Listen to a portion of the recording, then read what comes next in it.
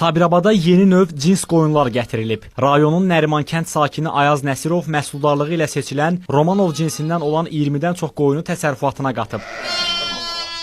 Fermer Rusiyadan gətirdiyi qoyunlardan artıq mənfəət götürməyə başlayıb və qısa müddətdə xeyli sayda bala əldə edib. Bu qoyunlar deyək ki, yerli qoyunlardan 5 dəfə, 6 dəfə başa gəlir. Amma belə iqtisadi tərəfdən baxımda bu daha sərfəlidir.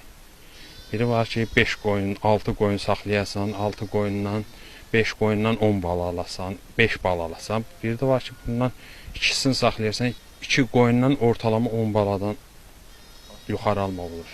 Yerli cins qoyunlardan fərqlənən Romanov cins qoyunlar 1 yaşında ikən artıq bala verməyə başlayır. İlk dəfə 1, ikinci dəfədə isə 4-ə qədər bala verə bilir. Sonradan isə balalama göstəricisi 5-6-ya qədər yüksəlir. Bu cinsin südünün yağlılıq faizi də yüksək olduğu üçün balalarını bəsləməsinə kifayət edəcək qədər südə malik olur.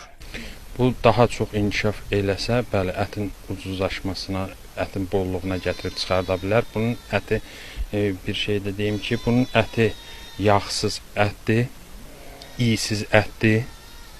Ona görə daha yaxşı alınan ət kimi tanınır bütün dünyada. Bu növ qoyunların dişilərinin çəkisi 60-70, erkəklərində isə 100 kiloqrama yaxın olur. Həmçinin yerli iqlimə tez uyğunlaşan bu cinslər 40 dərəcə şaxta və 40 dərəcə istiyə dözür. Eyni zamanda Romanov cinsləri xəstəliklərə qarşı da daha dözümlüdür. Bu qoyun cinsləri yerli qoyun cinslərə nisbətən diri çəkiləri də çox olur, ət çıxımları da çox olur və bala vermə qabiliyyətləri də çox olur.